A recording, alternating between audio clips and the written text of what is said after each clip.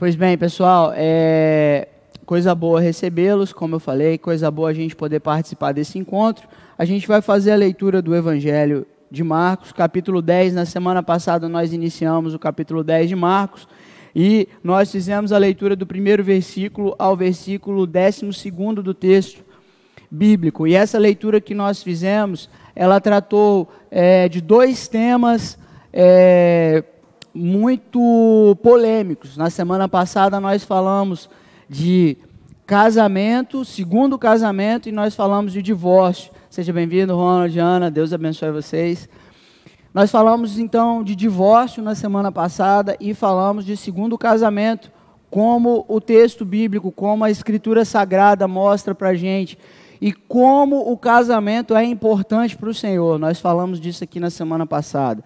Como o casamento, ele tem um olhar especial de Deus. E nós falamos na semana passada que o casamento não é uma instituição da justiça, do setor jurídico. Casamento é uma instituição divina. Por isso nós falamos aqui na semana passada que quem legisla acerca do casamento não é o homem.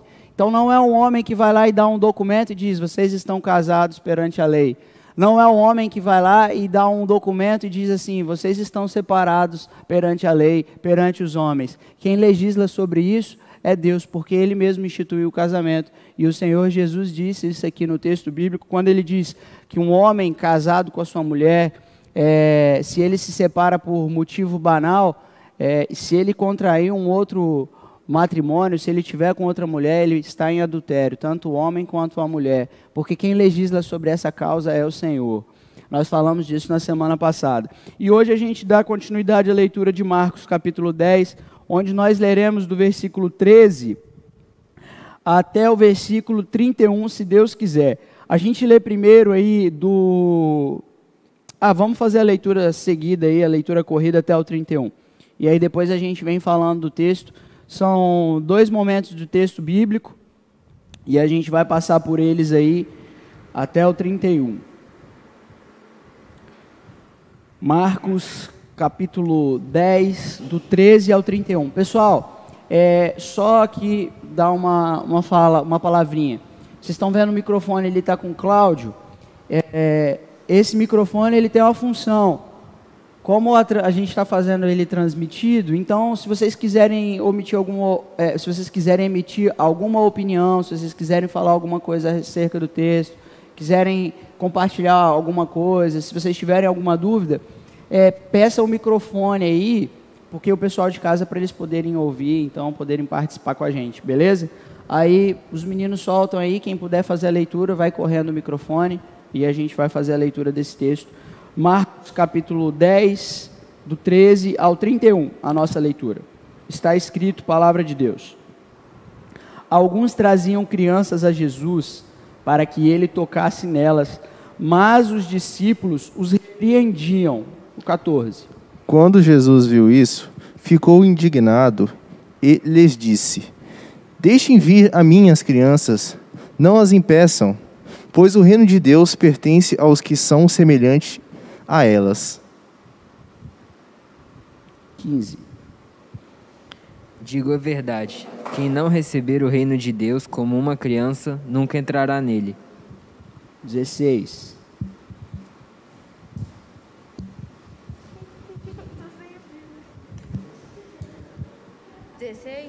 16. Então Jesus abraçou as crianças e as abençoou, pondo as mãos sobre elas. 17. Quando Jesus estava saindo de viagem, o homem veio correndo, ajoelhou-se na frente dele e perguntou: bom mestre, o que devo fazer para conseguir a vida eterna? 18.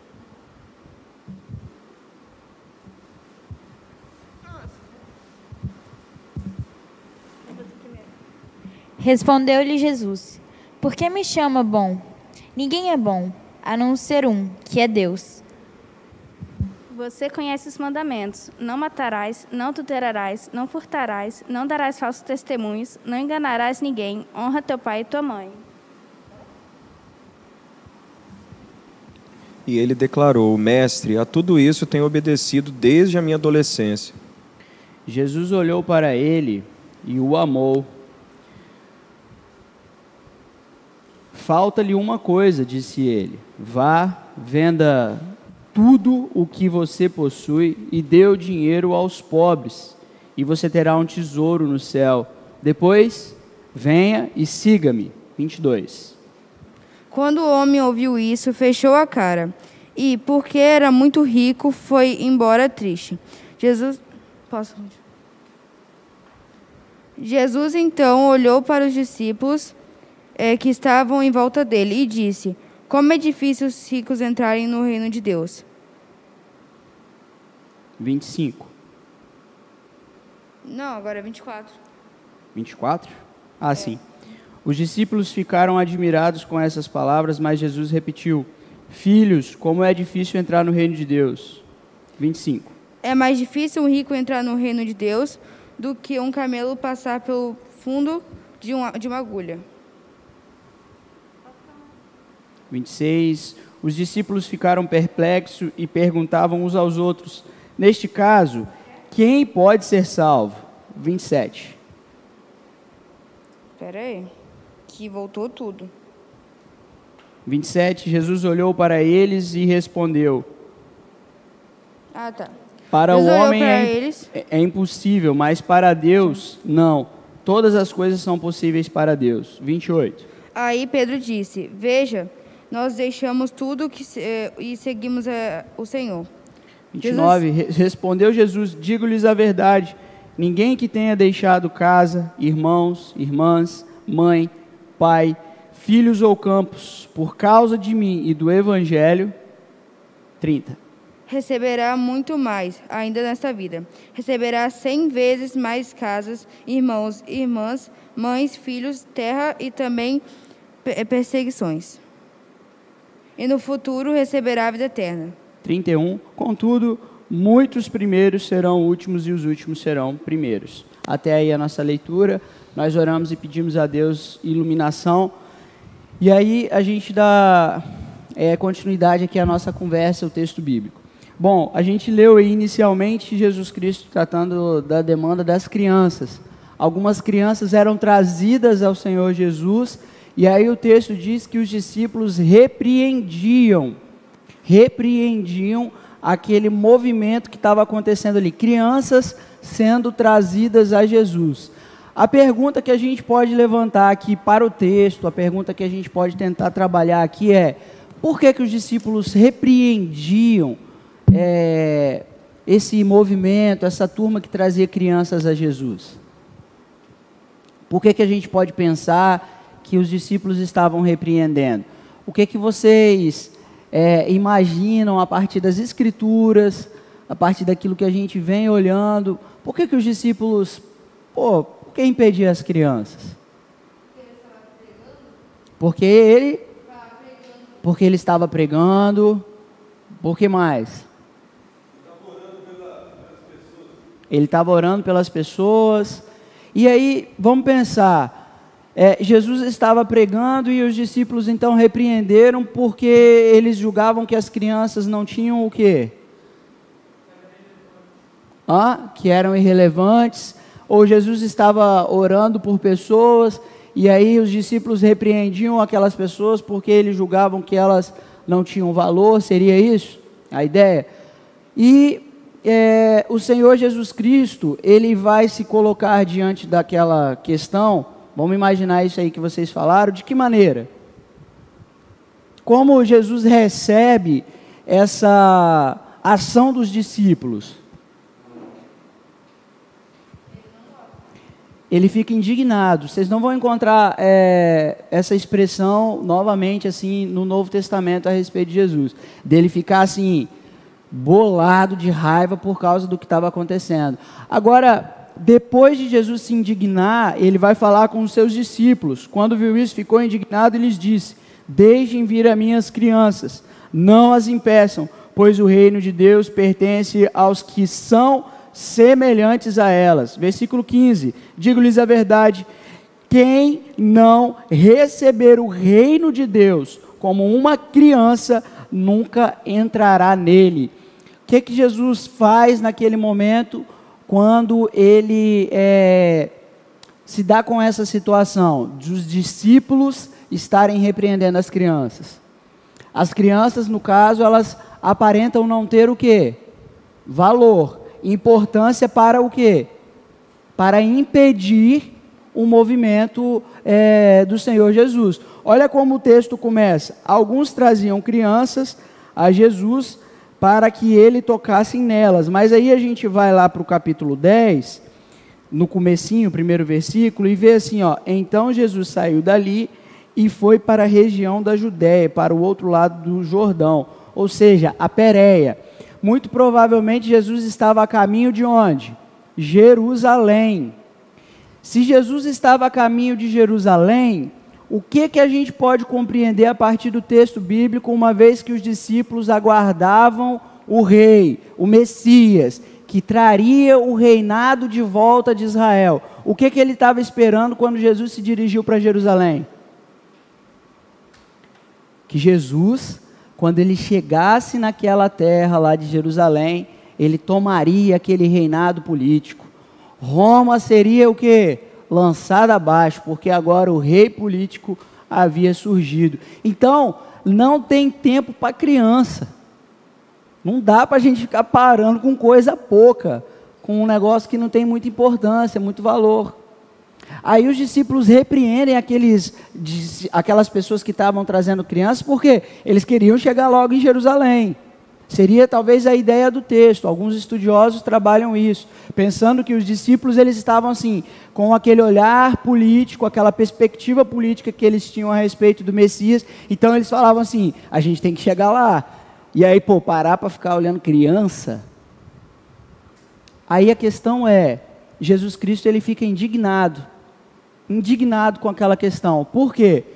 Porque a percepção dos discípulos ainda era o quê? Errada. Totalmente errado. O que o reino de Deus significava para os discípulos ainda não era aquilo que Jesus ensinava.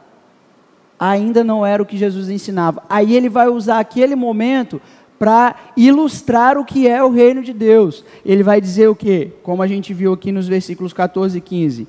Deixem vir as minhas crianças. Ou seja, não impeçam essas crianças de chegar a mim, pois o reino de Deus pertence aos que são semelhantes a elas. Ou seja, se vocês estão impedindo essas crianças, vocês impedirão qualquer outra pessoa de entrar no reino. Se vocês não tiverem um olhar sobre essas crianças e identificarem que elas também entram no reino de Deus, outras pessoas serão também desprezadas por vocês. Quem é que poderia ser desprezado pelos discípulos? Será que eles não poderiam trazer de volta aquele movimento farisaico, aquela ordem levítica de que, por exemplo, os leprosos não podiam se relacionar com o povo de Deus? Será que as prostitutas não seriam afastadas do reino de Deus? Será que as viúvas, os órfãos não seriam desprezados no reino de Deus se esses homens permanecessem com essa perspectiva? O que a gente começa a olhar para o texto é que Jesus está sempre quebrando paradigmas. Ele está sempre mudando a estrutura de pensamento do povo daquela época. Jesus ele vem para transformar o nosso coração, o nosso pensamento, a uma maneira como a gente interpreta a vida, interpreta a Bíblia, interpreta todas as coisas. E aí o texto vai dizer no versículo 15: quem não receber o reino de Deus como uma criança, nunca entrará nele. A pergunta é, o que é reino de Deus, pessoal? Eternidade. Só a gente define reino de Deus como eternidade? Mas é a eternidade, reino de Deus? O que mais a gente pode compreender como o reino de Deus? A presença de Deus.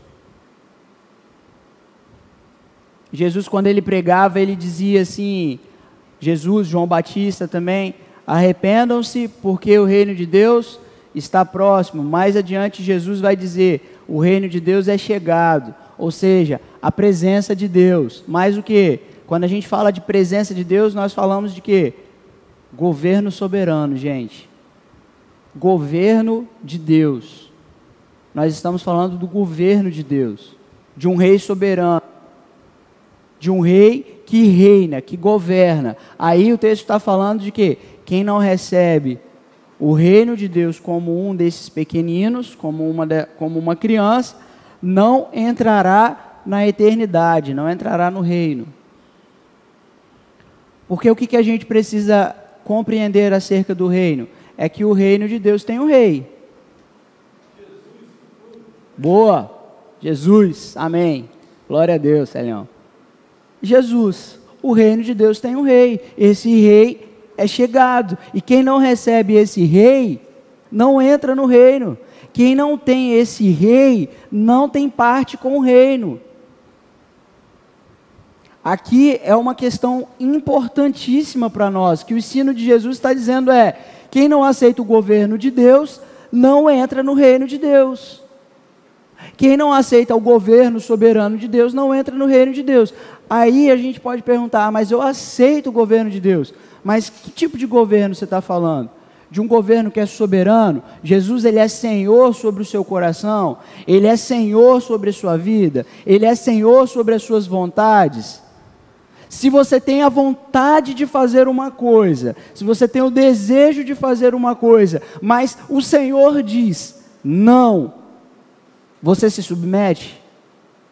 Isso é governo. É ele dizer, não, você não pode. E aí você se coloca na condição de servo submisso e diz, sim, Senhor. Sim, Senhor. Sem desculpa. Sem querer, mas é que eu queria, não. É imediato, é o governo, é o soberano rei que se revela diante de nós e a gente se submete a ele. Perceba que o texto, quando ele diz assim, quem não receber o reino de Deus como uma criança, nunca entrará nele. Por que a criança, gente? Porque, vamos pensar, criança é pura. Será que essa ideia, ela é legítima para o cristianismo? Será que a gente compreende dessa forma? As crianças, elas são puras?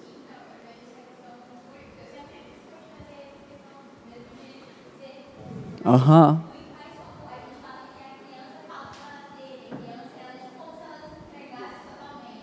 Perfeito.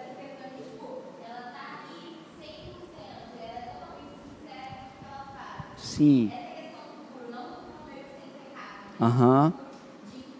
Sim. Sim, legal. A questão de pureza das crianças é algo importante da gente trabalhar.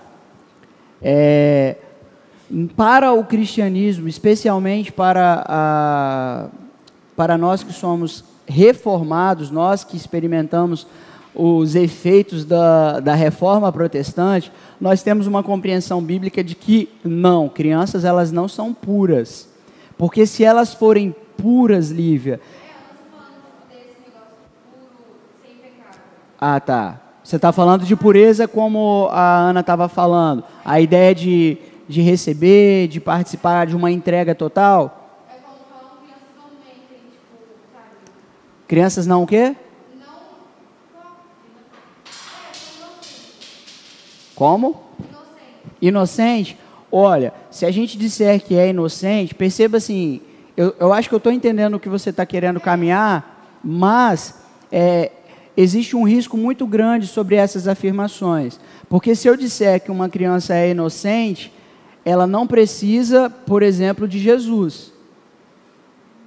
Por que ela não precisa de Jesus? Porque ela não tem culpa. Se ela não tem culpa nenhuma, ela não precisa de Jesus, porque Jesus não morreu pelos pecadores. Então, se eu afirmar que uma criança ela é inocente diante de Deus, ela não precisa de Jesus Cristo.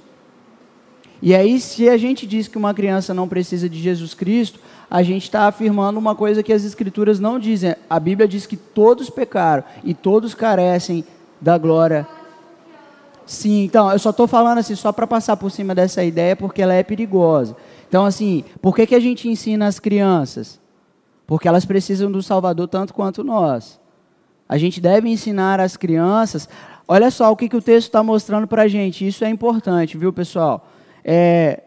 O texto, versículo 13, está mostrando que alguns traziam crianças a Jesus. Percebem isso? Crianças estão sendo levadas a Jesus Cristo. Agora, vocês já pararam para pensar na vida dessas crianças, historicamente? Já parou para pensar, Ronald? Quando esse menino tinha 30 anos e ele pensar assim, cara, um dia Jesus me pegou no colo e ele me abençoou. Crianças devem ser levadas a Jesus, porque elas têm memória. A gente está ensinando, a gente está levando história para eles. Se eu levo Jesus Cristo para a vida de uma criança, eu estou ensinando a essa criança que na história existiu um homem que se entregou pela vida dela e que ela necessita desse homem. Esse homem é Jesus. Então, as crianças, elas necessitam tanto quanto eu necessito, quanto vocês necessitam, quanto os nossos pais necessitam. Elas precisam de Jesus. Por isso nós ensinamos a ela. Pode falar, Lívia.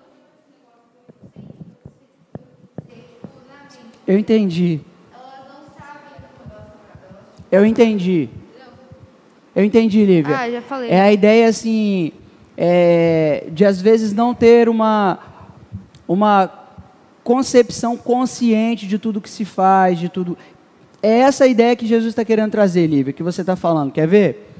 Por quê? Porque quando Jesus fala de receber como uma criança, ele está falando que a criança, ela é vazia de ensino. É essa a ideia, eu acho, que a Lívia está falando. É porque o termo que ela usou é perigoso, inocente. Mas talvez a gente possa usar a expressão vazio. Porque é nesse sentido que Jesus está querendo tratar. Porque uma criança, ela é vazia de ensino. O que ela vai aprender com os pais desde pequena? Desde o andar, o falar. Ela vai aprender a continha de matemática, ela vai ser inserida no contexto social, ela vai aprender que quando ela entra aqui, ela não pode entrar gritando. Tudo isso é o quê? É ensino. Se ninguém ensinar, uma criança vai ter consciência de que se ela entrar aqui gritando, ela atrapalha? Ela consegue ter essa consciência? Então ela está vazia de ensino. Entende, Lívia? Aí eu acho que eu compreendo o seu raciocínio. Acho que seria isso que você estava falando. Então, assim, é vazio de consciência, vazio de ensino. Quando Jesus diz que quem não receber o reino como uma criança, como ele está usando aqui no texto, ele está falando que a gente tem que fazer o quê? O que vocês acham que Jesus está querendo tratar? Se a ideia, ela tem essa perspectiva de receber como alguém vazio.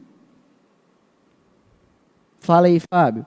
Da gente se esvaziar dos nossos conceitos, dos nossos vícios. Por exemplo, os discípulos mesmo, eles pensavam na forma terrena, de um reino terreno, e é isso. Perfeito. Era essa a ideia. A ideia de eu me esvaziar de tudo que eu sei. Boa, eu sou bom pra caramba, eu sei de muita coisa, eu sei, cara, eu já aprendi, e etc, e etc. Mas Jesus está falando o quê? Você tem que ser vazio de tudo, porque eu vou te ensinar tudo novo. Você vai ter que aprender tudo de novo. Porque o encontro com Jesus, o reino de Deus, é o governo de Deus, não é mais a cultura dessa terra, é a cultura do reino. É o reino de Deus que se estabelece. Pode falar, Fábio. Bem prático disso é Paulo, né? Discípulo de Gamaliel. Jesus vai lá, Perfeito. Recolhe ele e você vai ter que aprender tudo de novo. Perfeito. Acho que o exemplo melhor talvez eu não poderia ter trazido aqui. É essa a ideia. O que Paulo fala de si mesmo lá na carta aos Filipenses? Ele diz que ele era o cara. O cara era ensinado por Gamaliel, ele sabia. Da lei ninguém podia repreender ele, porque o cara era o bichão da goiaba. Ele era bom no que ele fazia, ele era bom no que ele sabia. Era um cara super instruído, mas o que que virou? Ele considerava tudo esterco, considerava tudo lixo, não prestava mais. Por quê? Aprender de Cristo é o que ele precisava. Aprender de Cristo era o que ele precisava, era o que ele necessitava, era o que ele mais precisava da vida dele. E acho que o versículo que eu mais gosto é Filipenses 3:10, que o texto diz assim, que ele traz a ideia dele, nada mais importa, o que importa para ele é conhecer Jesus. Porque é essa a ideia de uma criança vazia que está sendo ensinada por Jesus. Então, por isso que a gente tem que receber o reino de Deus dessa forma. Ficou entendido, pessoal, aqui? Então, a gente prossegue. Valeu, Lívia, boa participação, viu? Deu para a gente entender legal aqui. A continuação do texto vai trazer aquele momento também do jovem rico, que é uma passagem também que expressa assim, um sentido muito forte. Vamos lá e vamos ver o que está escrito no texto. Quando Jesus ia saindo, um homem correu em sua direção e se pôs de joelhos diante dele e lhe perguntou: bom mestre, que farei para herdar a vida eterna? Olha a pergunta. O que eu posso fazer para herdar a vida eterna? E aí o texto vai mostrar para a gente, versículo 18. Respondeu-lhe Jesus: por que você me chama bom? Jesus vai dizer: ninguém é bom, a não ser um, que é Deus. 19. Você conhece os mandamentos: não matarás, não adulterarás, não furtarás, não darás falso testemunho, não enganarás ninguém, honra teu pai e tua mãe. E ele declarou: mestre, a tudo isso tenho obedecido desde a minha adolescência. Jesus olhou para ele e o amou. Falta-lhe uma coisa, disse ele: vá, venda tudo o que você possui e dê o dinheiro aos pobres, e você terá um tesouro no céu. Depois, venha e siga-me. 22. Diante disso, ele ficou abatido e afastou-se triste, porque tinha muitas riquezas. 23. Jesus olhou ao redor e disse aos seus discípulos: como é difícil aos ricos entrar no reino dos céus. E aí, pessoal, o que esse texto ele ensina para a gente? O que esse texto, pelo menos até aqui onde a gente fez a leitura, ele mostra de ensino do Senhor Jesus para nós, que nós podemos aplicar com esse texto? Uma pergunta: Jesus é contra a riqueza? Não? Como vocês podem dizer que não? Gente, eu só estou fazendo essa pergunta porque é bom vocês olharem para as Escrituras para vocês responderem. Lembra que o pastor Rômulo pregou domingo e ele falou da apologética, da defesa da fé?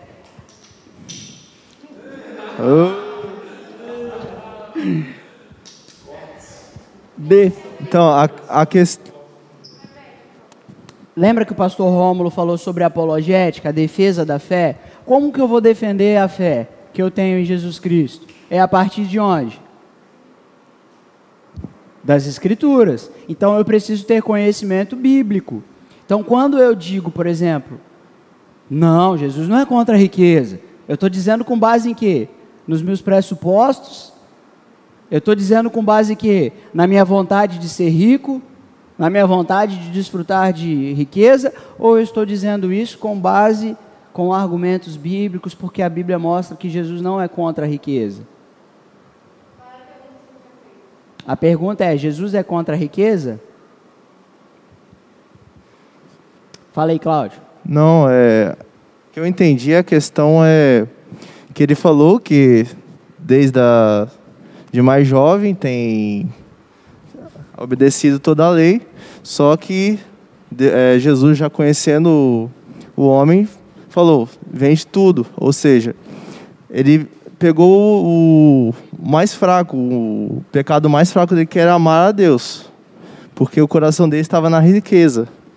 Então, se ele vendesse tudo que ele tinha, era que ele amava a Deus. Ou seja, não estava o coração na riqueza, estava assim em Deus. Perfeito, perfeito. Vocês entenderam o que o Cláudio falou? o que Jesus está falando aqui com esse cara é que o cara chegou e ele tinha um problema. Ele não amava a Deus. Não é isso, Cláudio, que você está falando? Sim. Ele não amava a Deus. E porque não amava, Jesus vai falar com ele, ô, segura aí que tem alguma coisa ainda para você fazer. Aí ele vai falar para o cara vender. Pode falar, Ian. Eu acho que é meio que a relação, ele está justamente continuando um pensamento, a questão da própria criança, dessa entrega. Ele falou, cara, eu sigo isso que você mandou seguir. Tá bom, mas o que ele quer? Ele quer entrega total. E aí é onde ele pegou, querendo ou não, no ponto fraco do homem, que foi, querendo ou não, a vaidade, as riquezas dele. Tipo, a gente pode até ligar, talvez, com aquela parte eclesiástica que fala vaidade por inteiro é vaidade. Sim. Ou até mesmo eclesiástica. É porque eu fiz um trabalho justamente sobre isso na escola hoje. Aí fala que, tá tipo, aqui, né? Tá na ponta da língua. Contudo, quando avaliei que tudo que as minhas mãos haviam feito e o trabalho que eu tanto me esforçara para realizar, percebi que tudo foi inútil, foi correr atrás de vento e não há qualquer proveito que se faça debaixo do sol. Por quê? Porque a questão de você fizer isso, beleza, mas qual é o valor por trás? É um valor justamente na minha vaidade, na minha futilidade, na minha vontade de ser rico? Ou é simplesmente para abençoar? Então, Legal. por exemplo, nós fomos abençoados para abençoar, então eu acho que Boa. a riqueza, quando ela vem e a gente consegue fazer alguma coisa para o outro, Deus não vai ser contra isso. Muito bem, muito bem. Mas quando é pro nosso bem e pro nosso ego e pra nossa vaidade, aí já é contra total. Eu acho que você foi num ponto interessante, quando você falou assim, Deus nos abençoou para abençoar os outros. Por exemplo, se o problema ali fosse o dinheiro, Jesus tinha mandado dar para alguém? O que Jesus mandou fazer? Dar aos pobres. Então, assim, o problema não era o dinheiro. Mas aí, como a gente vê lá em 1 Timóteo, capítulo 6, o problema é o quê? O amor ao dinheiro. Esse é o problema. O amor ao dinheiro. A dedicação ao dinheiro. Esse é o problema, é o grande X da questão, que é o que o Cláudio falou. Havia um problema no coração desse cara. Agora, como eu vou só tentar responder a pergunta que eu fiz aqui sobre se havia problema em ter riquezas, a gente vai ver que não tem. Por exemplo, Abraão, ele enriqueceu? Muito. José enriqueceu? Muito. A gente percebe que as escrituras mostram para a gente diversos homens de Deus que tiveram muitas posses e que Deus nunca falou assim, não, faça um voto de pobreza e vá viver a vida pobre porque isso aí vai te dar problema, dor de cabeça. Não, Deus enriqueceu. Quer ver um texto? Alguém abre por gentileza e faz a leitura do primeiro livro de Crônicas, capítulo 29, versículo 12. Leitura em alto bom som, por gentileza, hein? Gente, riqueza, vocês vão ver, vai ler? Cláudio vai ler? Quem vai ler? Lê aí, Ana, lê aí, por gentileza. 1 Crônicas 29, 12.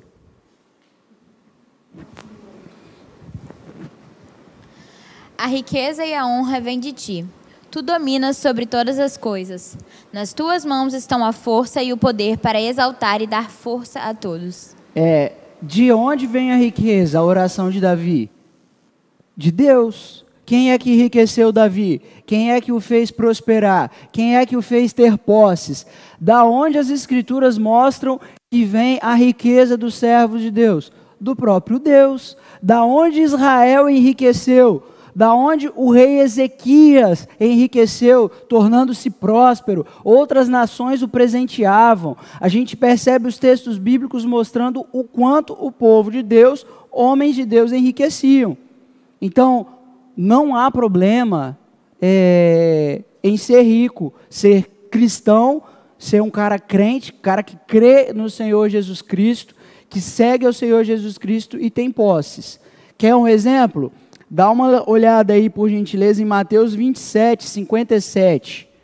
Mateus 27, 57. Se alguém puder fazer a leitura também, por gentileza.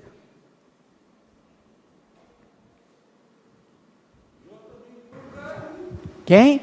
Jó. O cara rico perdeu tudo, depois Deus deixou ele pobre, porque o problema dele era a riqueza? Não, o cara Teve de novo a riqueza, não é isso, Elião? Boa, boa. É só 57. Mateus 27, 57. Ok. Ao cair da tarde, chegou um homem rico de Arimateia, chamado José, que se tornara discípulo de Jesus. O discípulo de Jesus era o quê? José de Arimateia? Rico. Rico. Jesus falou para ele: ô bichão, não dá para ser rico e ser meu seguidor não. Foi isso que Jesus falou? Não, o cara era discípulo.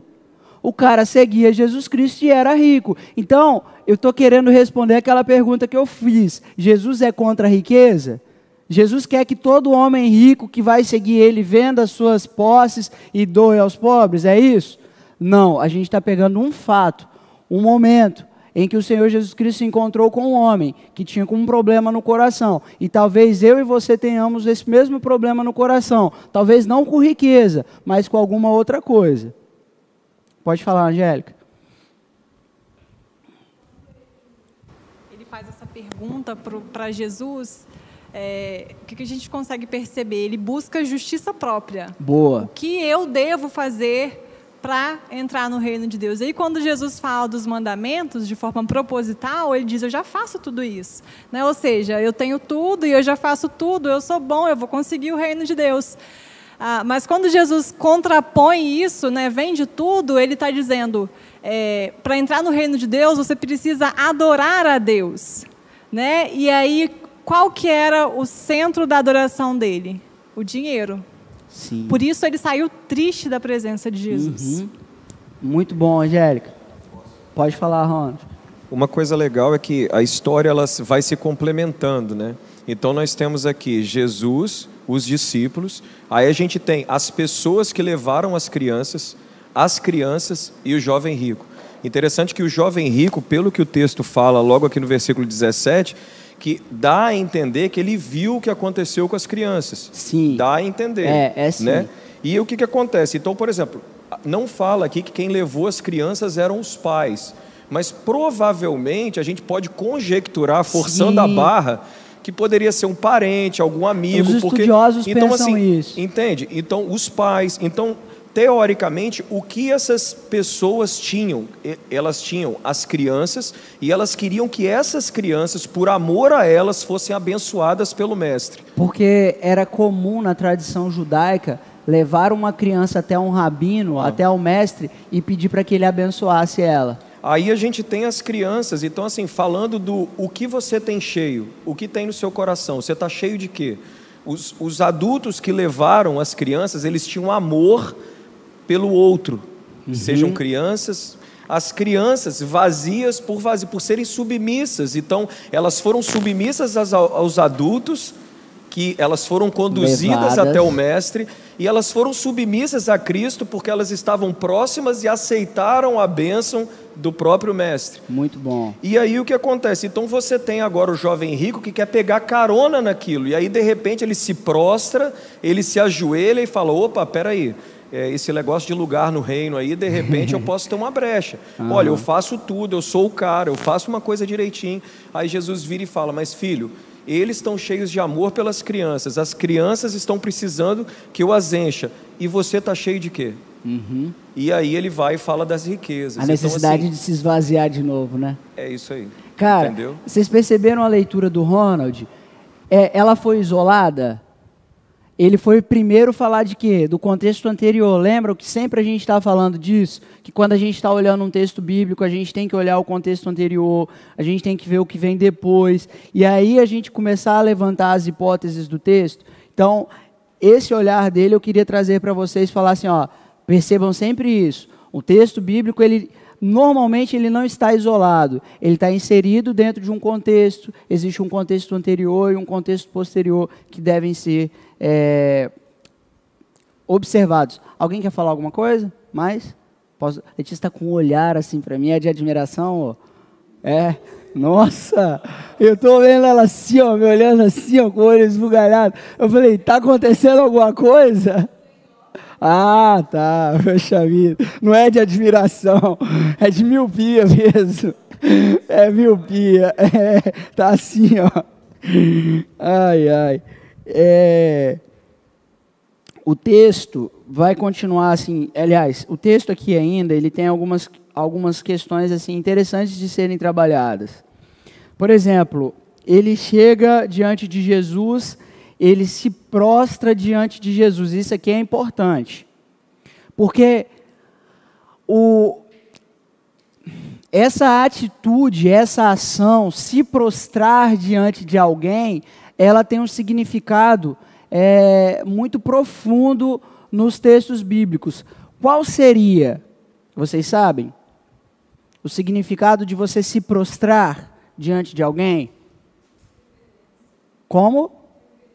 Reverência. Reverência ao quê?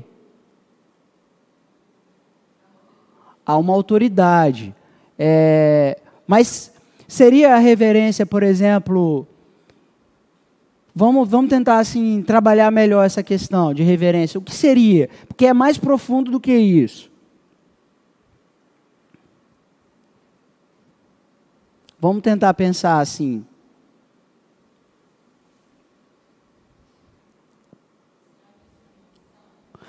Perfeito. Submissão. É de entrega. Quando eu me prostro diante de alguém, eu estou dizendo que esse alguém é alguém superior e eu estou me submetendo a tudo que ele disser, a tudo que ele falar. Olha que coisa interessante, como que o texto mostra para a gente uma atitude externa, algo exterior, que é o cara se prostrar diante de Jesus, ele se lança de joelhos aos pés de Jesus. E isso tem um significado muito importante, porque uma vez que ele faz isso, ele está mostrando para todo mundo o quê? Que Jesus Cristo é Senhor dele. Exteriormente, ele está fazendo o quê? O bom mestre é o meu Senhor.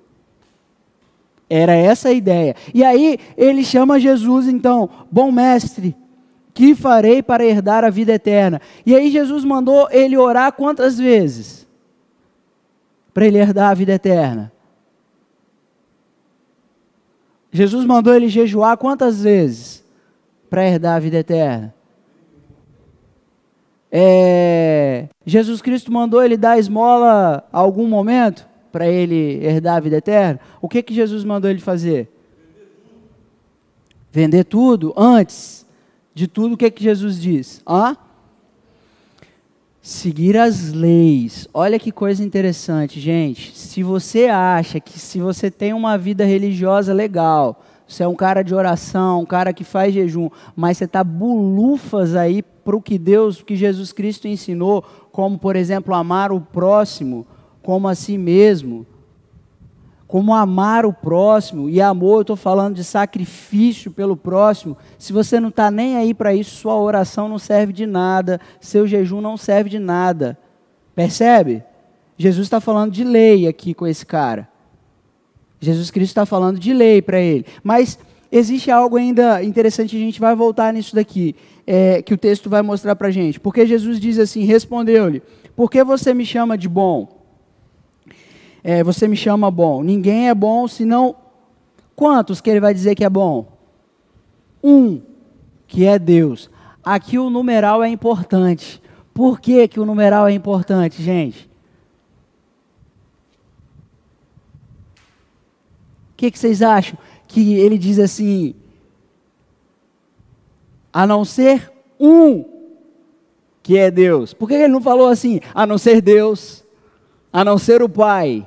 E amará a outro, ou se dedicará a um e desprezará o outro.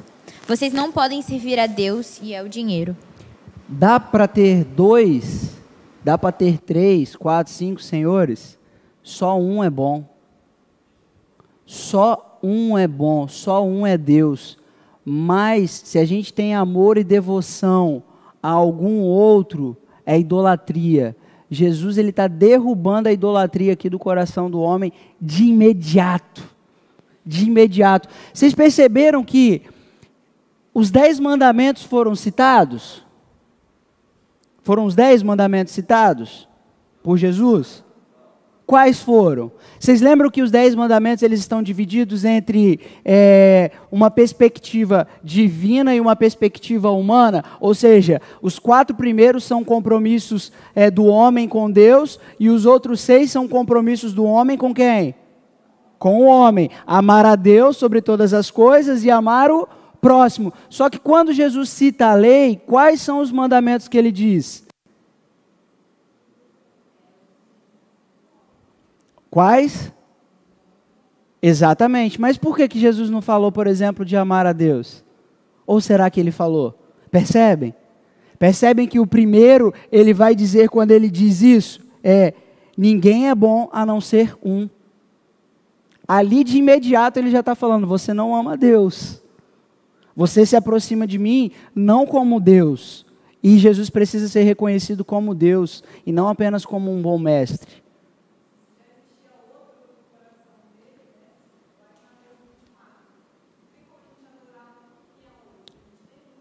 Só um. Exatamente. Exatamente. Vocês estão percebendo o que o texto diz? Lívia, você queria falar? Ok. Vocês estão percebendo como que o texto bíblico, o Senhor Jesus Cristo, ele está mostrando que existe no coração desse homem, como você falou, um outro Deus. Algum outro que ele considera bom. Algo que ele considera melhor. Porque, como Jesus diz lá em Mateus capítulo 6, versículo 24, ou você amará um e desprezará o outro, ou você se devotará a um, não é isso que o texto diz? Então, assim, é amor e devoção, ou então desprezo e ódio. Vocês estão entendendo? Se eu amo a Jesus como meu Senhor e meu Salvador, eu desprezo qualquer ídolo. Eu abro mão de todos os ídolos, porque é Jesus Cristo o bom mestre, é o meu Senhor, Ele é Deus e só Ele é Deus, não há outro. Agora, se eu tenho algum ídolo no meu coração, se eu carrego no meu coração algum outro, ele será melhor do que Jesus para mim. Porque eu amarei Ele em algum momento e desprezarei Jesus em outro. Isso vai acontecer, Jesus disse isso. Eu me devotarei a um e eu desprezarei o outro. Então é isso que Jesus Cristo está colocando aqui diante desse homem, diante de nós nesse texto bíblico. O amor ao ídolo é se aproximar de Jesus externamente. E isso aqui é muito sério, gente. Vocês já pararam para pensar nas orações que a gente faz? Ah, meu bom Senhor, ah, Jesus, Mestre, Deus Pai. Cara, isso aqui é muito sério. O cara se aproxima de Jesus e fala, bom Mestre Jesus. Meio que tipo assim, bom Mestre o quê? Por que você está me chamando de bom? Por que você está me chamando de bom, se você não tem parte comigo? Se existe o outro no seu coração. Vocês já pararam para pensar nisso? Que a gente chama Jesus de Senhor, ó Senhor Jesus, ó Filho de Deus, e Jesus ele dá uma dura no cara que se aproxima dele, um cara que se prostra diante dele, que externamente tem uma conduta jóia, porque o cara diz que conduz tudo, o cara é um santarrão, pô. Não, eu estou fazendo isso desde a minha adolescência, eu não escorrego nem para a direita nem para a esquerda, eu estou observando os mandamentos, eu estou sendo um cara jóia. Aí eu chego do lado de Jesus e falo, e aí, Senhor Jesus? E aí, papai? Paizinho? E aí Jesus fala, como é que é? Cara, se a gente não se esvaziar da gente, se o nosso coração não se humilhar diante de Jesus, a gente está enrolado. A conclusão que eu chego disso aqui, gente, é que quando eu estou diante de Deus, sinceramente, domingo de manhã, eu fiz essa reflexão durante o culto, no momento de louvor, eu falei assim, Senhor, não existe lugar para mim no teu reino, mas eu não me vejo em outro lugar, tenha misericórdia de mim. Não existe lugar para mim no reino de Deus, eu olho para mim e falo, não tem como, eu não tenho como merecer um lugar desse. Eu falei, não existe um lugar para mim no teu reino, Senhor, mas por favor, eu não me vejo fora desse lugar, tenha misericórdia de mim, foi a minha oração. Eu não me vejo em outro lugar, não pode existir outro lugar, Senhor. Tenha misericórdia. Por mais que eu olhe e não veja um lugar para mim em Ti, eu não vejo um lugar para mim fora de Ti. Tenha misericórdia. Tenha misericórdia de mim. É a única coisa, gente. A gente não tem como se justificar diante de Deus. A gente não adianta querer fazer ato, como a Angélica mencionou, ele querendo se justificar, falou, não, eu faço. Cara, não adianta, é Jesus quem fez. Foi Jesus quem fez.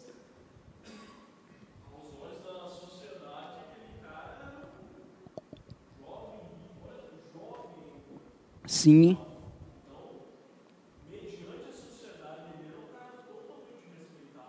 Sim. Você vê que os discípulos nem repreenderam, né? O cara era autoridade, o cara era de importância.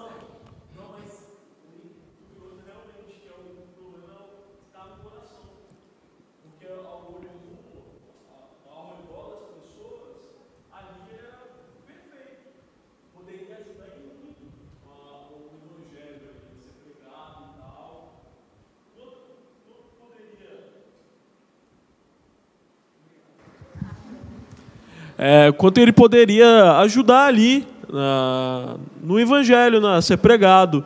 E Jesus vai lá e conhece o coração dele, né? Exatamente. A gente pode pensar assim, caramba, se essa autoridade aí se convertesse, ia dar bom, né? Porque o cara era uma autoridade, se ele se convertesse ia ser bom para o reino, né? Só que Jesus ele não olha para isso. Você lembra lá de Deus escolhendo Davi? Samuel fica constrangido, né? É esse o cara, olha o tamanho do bichão, bonito, forte, o cara guerreiro, esse tem que ser o rei de Israel. Não, não é esse não, Samuel. Aí vem outro, vem um cara lá fortão, um bitela, não é esse também não. Aí era o franzino do Davi. E aí Deus vai falar o quê? Eu não olho para a aparência. Não adianta, é o coração. E se seu coração está corrompido, filho, é a hora de se arrepender, porque Jesus conhece. Se seu coração estiver mal das pernas, se o coração estiver servindo a outro Senhor, é a hora da gente se arrepender, se colocar diante de Jesus e falar, perdão, Senhor. Eu quero o Senhor para eu servir, para eu dedicar a minha vida, para eu amar. Ou eu amo ou eu odeio, ou eu me devoto ou eu desprezo. Lembrem-se disso. É o que Jesus Cristo ensinou sobre o reino de Deus. Ou eu amo ou eu desprezo. Ou eu me devoto, ou eu amo ou eu odeio. Ou eu me devoto a Ele ou eu desprezo. É o que acontece no reino de Deus. Não vai dar para a gente avançar. Eu vou voltar aqui para o versículo 21, só para a gente olhar aqui que existem 3 imperativos a respeito do que Jesus falou para ele. Vai e vende tudo. O primeiro, o segundo é dê o dinheiro aos pobres, o terceiro, vem e siga-me. Percebe aí o vem e siga-me? Ou seja, seguir a um Deus, servir a um Deus. Jesus está chamando ele para essa caminhada. Jesus está fazendo um convite. Jesus faz esse convite para a gente. Segue-me, filho. Percebe que o espanto dos discípulos, como a gente viu aqui nos versículos seguintes, vão dizer assim, versículo 24, os discípulos ficaram admirados com essa palavra. E aí Jesus repetiu, é mais difícil. Ele repetiu, é impossível um rico entrar no reino do céu. É muito difícil esse negócio acontecer. É mais fácil um camelo entrar pela agulha, pelo buraco de uma agulha. Ou seja, é um negócio que não vai acontecer. E aí os discípulos eles ficam perplexos, e eles vão dizer assim, perguntavam, quem é que pode ser salvo então? Por que eles estão falando isso? Vocês sabem por que os discípulos falam isso? Por que eles levantam essa bola? É uma questão de interpretação de texto. O judeu, ele interpretava que riquezas e benefícios queriam dizer que Deus era o quê? A seu favor. Agora, se você estava leproso, Deus estava o quê com você? Vocês lembram de Jó? O que os amigos de Jó diziam? Esse cara está em pecado. É maldição em cima de maldição, então tem erro aí. Aí, o que Jesus Cristo está mostrando para o texto bíblico? É que não, que o cara que é rico, ele precisa de Jesus também. E ele precisa abrir mão de coisas também, que entrar no reino de Deus não é fácil, que a porta é estreita, que tem que tomar a cruz. Lembra que a gente leu lá no capítulo 9, no capítulo 8, quando a gente leu assim no 8, 31 a 32, quando o texto diz assim, aquele que quer vir após mim, tome a sua cruz, negue-se a si mesmo e segue-me. O rico, o cara que está dando certo, o cara que está legal, que está tudo bem para ele precisa de Jesus também. O cara que recebe os benefícios de Deus, igual a gente leu lá 1 Crônicas, que a riqueza vem do Senhor, ele precisa de Jesus. Não é porque ele foi beneficiado aqui que ele está garantido no reino. Não é porque eu tenho um benefício, não é porque as coisas estão dando certo para mim, que estou de boa, entrei no reino. Não, o reino de Deus é uma coisa séria, e para entrar nele, você precisa negar a si mesmo, tomar a sua cruz e seguir a um, Jesus Cristo. Jesus Cristo. Quem não o recebe, está enrolado. Está enrolado. Todos nós precisamos de Jesus Cristo. Crianças, ricos, pobres, adultos, velhos, religiosos, todos precisam de Jesus. Todo mundo precisa de Jesus. E é por isso que Jesus tem que ser pregado, anunciado, com urgência. Não existe nada mais urgente para a vida humana do que dizer para a vida humana que ela precisa de um Senhor, que ela precisa de um Salvador, e Jesus é esse Senhor e Salvador. Nada mais urgente.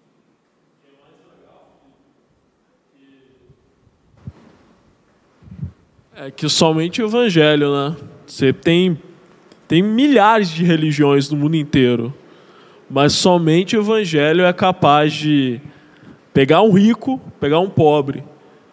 Tudo que eles têm, não adianta nada se eles não se esvaziarem de si mesmo e seguir a Cristo. Isso que é por isso que o mundo nunca vai entender.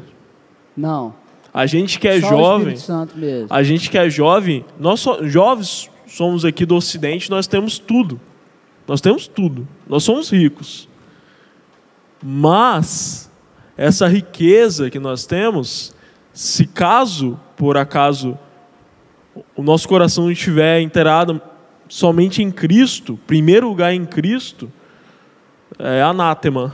Então, assim, é fundamental. Essa passagem de pegar a criança, que a criança não tem nada em si, e assim, venha ao meu reino assim, e daí em diante você vai ser instruído por mim. É fundamental. Agora, algumas questões assim interessantes a respeito disso e que o texto vai mostrar para a gente é que a gente pensa assim que para o rico abrir mão de sua riqueza é uma coisa assim muito uau, muita coisa, mas abrir mão de intelectualidade, uau, Jesus falou agora, lembra? É você se esvaziar. Aí você pega um intelectual que o cara lá é o bambambam, e para ele falar assim, não, é só Jesus Cristo, como Paulo disse, o cara tem que ser muito macho, tem que ser nascido de novo, tem que ser nascido de novo, senão o cara não faz um negócio desse. Porrada, né? Foi.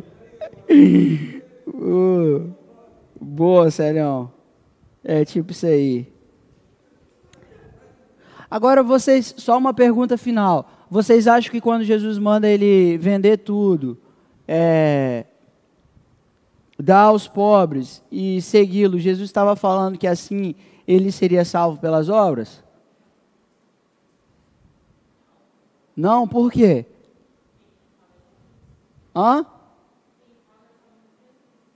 Porque quem salva somente é Jesus. Ok.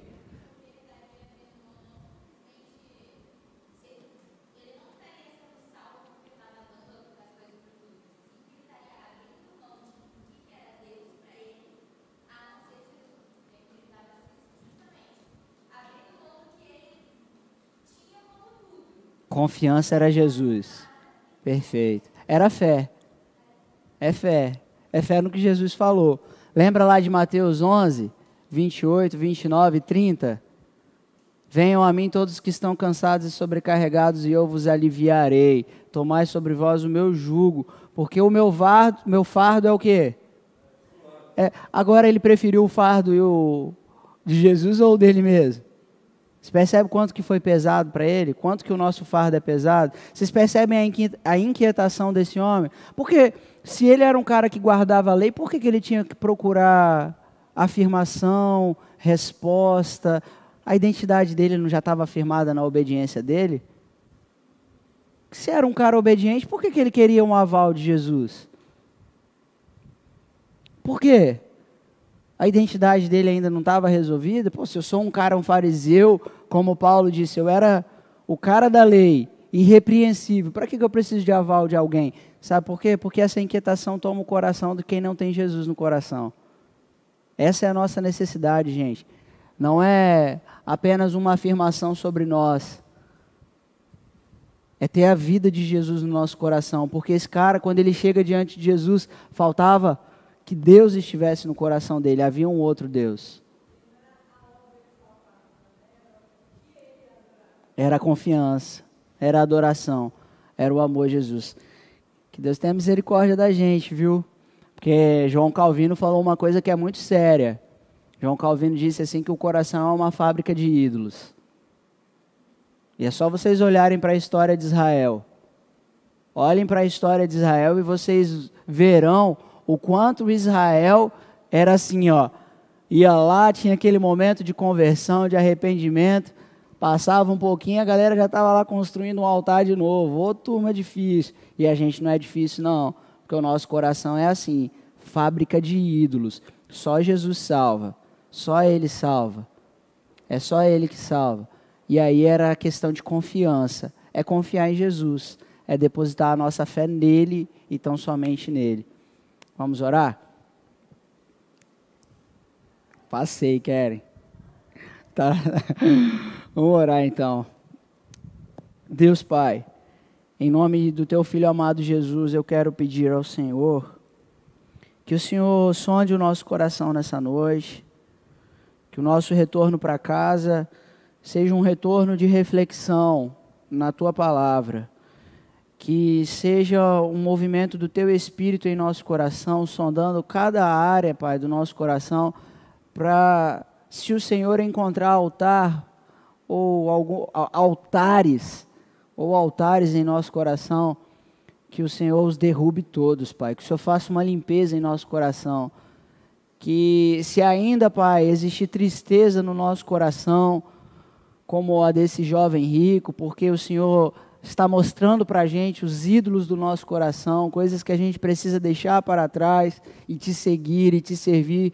Senhor, com esse olhar de amor que o Senhor olhou para esse jovem, olhe para nós, Pai, por favor, e tenha misericórdia da gente, porque a gente não pode fazer nada se essa ação de salvação não vier da parte do Senhor, porque só o Senhor é Deus, só o Senhor salva, só Jesus Cristo para nos salvar de nós mesmos. Então salva-nos, Senhor, salva-nos, livra-nos da idolatria, livra-nos do pecado, livra-nos da maldição do pecado, Senhor Deus, por favor, Pai, que não sejam apenas os nossos joelhos dobrados diante de Ti, mas seja o nosso coração prostrado, rendido diante dos Teus pés, que não sejam apenas as nossas palavras, Senhor Deus, mas também o nosso pensamento, o caráter que esteja sendo formado dentro do nosso coração, não seja, Senhor Deus, pela instrução desse mundo, mas seja pela instrução e os valores do Teu reino. Por isso, Senhor, que sejamos como crianças em Tuas mãos, sendo abençoados por Ti, enviados por Ti, guardados por Ti, amados por Ti, Senhor. Tenha misericórdia de nós, misericórdia desses jovens aqui, adolescentes, que o Teu Espírito ministre a vida, que o Teu Espírito ministre direção, Senhor, para nós, sobre nós. Essa é a minha oração, Pai Celestial, em nome do Teu Filho amado Jesus. Amém. Pessoal, Muito obrigado, que bom que vocês vieram. Pessoal que está em casa, Deus abençoe grandemente a vida de vocês. Valeu!